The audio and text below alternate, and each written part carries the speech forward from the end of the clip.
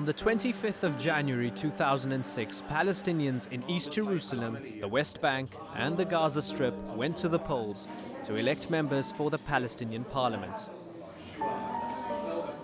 The two biggest groups contending were Fatah, loyal to Palestinian leader Mahmoud Abbas, and Hamas. For years, Fatah had been the dominant force in Palestinian politics.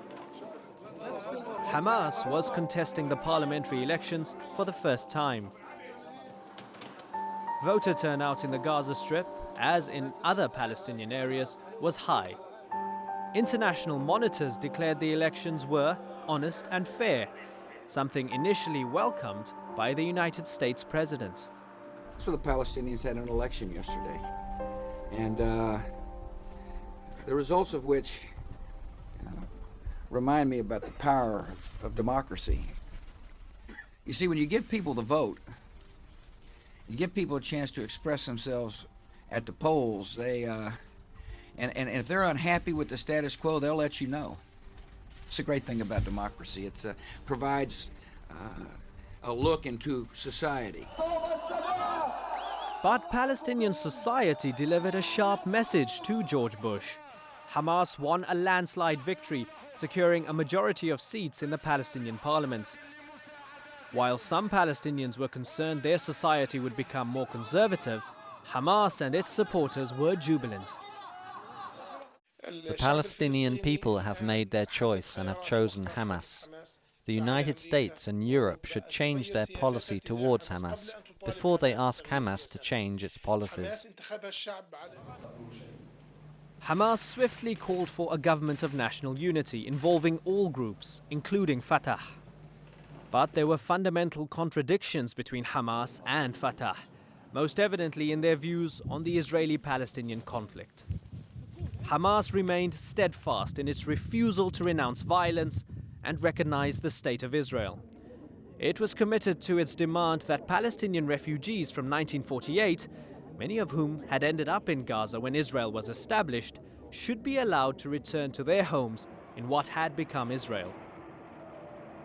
Such a demand threatened the very existence of Israel as a Jewish state. The exiled leader of Hamas, based in Syria, spelled out what his group considered to be the essential steps for peace. When Israel actually decides to withdraw from Palestinian land back to the 1967 borders, pulls down the wall, dismantles the settlements, leaves East Jerusalem, acknowledges the right of return for the Palestinian refugees, and releases all the prisoners, then we in Hamas will take serious steps to make real peace.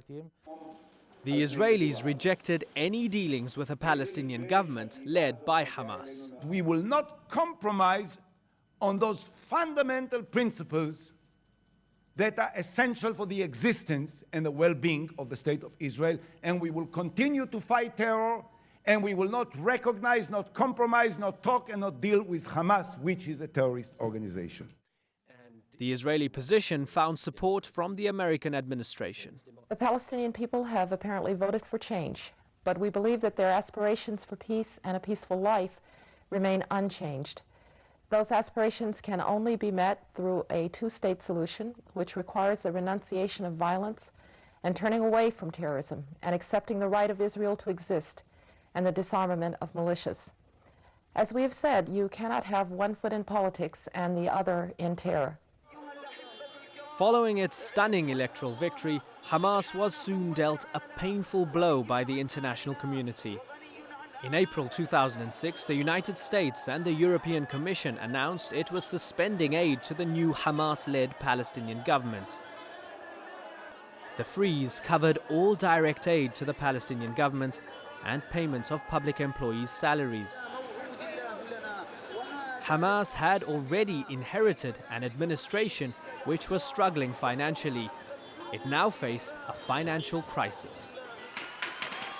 Public employees went unpaid.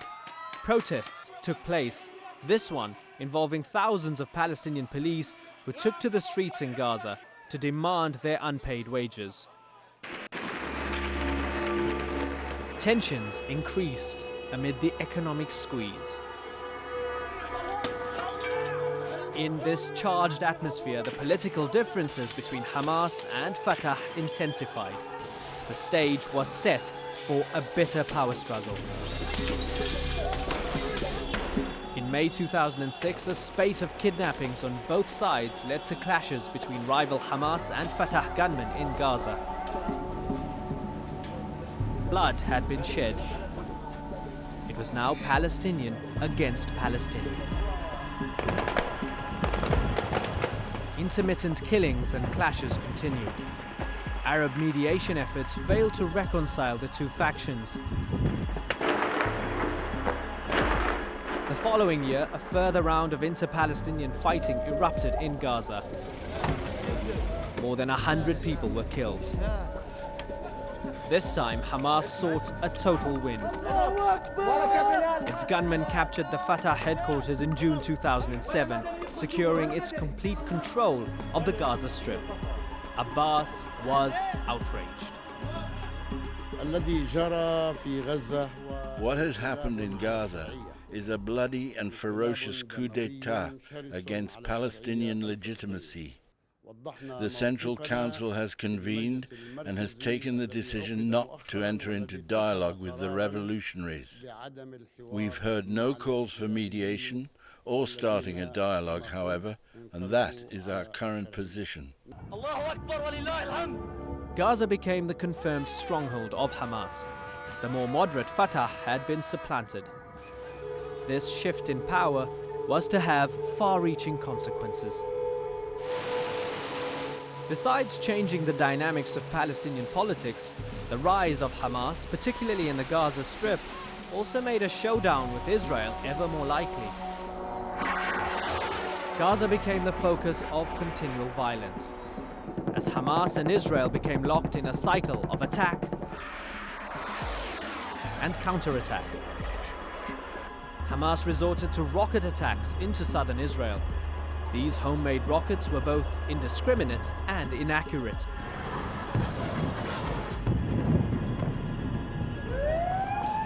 Israel brought to bear the full scale and might of its military machine, conducting air raids, bombings, and incursions into Gaza. The casualty figures on each side were never comparable.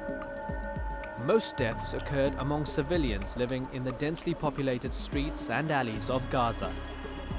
In one incident, on June the 9th, 2006, an explosion occurred on a busy Gaza beach, killing 8 Palestinian civilians.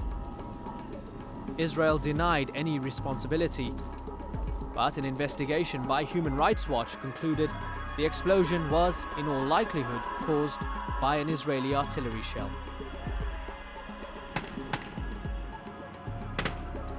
An upsurge of violence occurred after Palestinian gunmen captured Israeli soldier Gilad Shalit in a cross-border raid using tunnels in Gaza on the 25th of June 2006. Israel launched airstrikes and sent in tanks and troops, its first major ground operation in the Gaza Strip since its withdrawal. Last night's actions are not the last. We will have to continue the military actions. We will also continue to thwart terrorism, and there will be no immunity for anyone involved in terror. We have no intention of reoccupying Gaza. We have no intention of staying there. As part of its operation, Israel arrested 64 leaders of the Hamas-led Palestinian government and 23 members of other factions. This is a continuation of the Israeli attitude which aims to undermine the Palestinian political system and to put obstacles before the Palestinian government and the people. But we are determined to continue, and we urge all international governments and human rights organizations to secure the release of all ministers and lawmakers, including the Parliament Speaker and the Deputy Prime Minister. Amid its operations in Gaza, in the summer of 2006, Israel soon found itself busy on its northern front after Hezbollah captured 2 Israeli soldiers. Israel's response was to launch a devastating war on Lebanon, which lasted 33 days. The Lebanon War showed that guerrillas could often frustrate Israel's military might. But in its ongoing war with Hamas in Gaza, Israel employed an additional weapon: blockade. Israel controlled and monitored all entry points into the Gaza Strip. With Hamas in power, Israel closed all border crossings into the Strip, effectively locking Gaza in a stranglehold. The economic effects of the siege were soon felt. Again, civilians suffered, enduring severe food and fuel shortages. Lack of fuel led to the closing down of Gaza's only power plant, leading to electricity shortages. Israel was unmoved, despite protestations from UN officials. I exhort the government of Israel to completely lift all restrictions to the free flow of desperately needed aid and essential supplies into Gaza. Let me reiterate what a number of experts have already pointed out with regard to Israeli action in Gaza. The use of collective punishment is strictly prohibited under the 4th Geneva Convention. Israel's leaders claimed they were doing what they could to ease civilian suffering, but made clear that the security of Israel took precedence over all else. We will not permit under any circumstances or conditions a humanitarian crisis to develop. We will not harm the supply of food for children, medicine for those who need it, and fuel for institutions that save lives. But there's no justification for demanding we allow residents of Gaza to live normal lives while shells and rockets are fired from their streets and courtyards at Sderot and other communities in the south. In June 2008, Hamas and Israel eventually accepted a ceasefire, mediated by the Egyptians, but it was often broken in practice.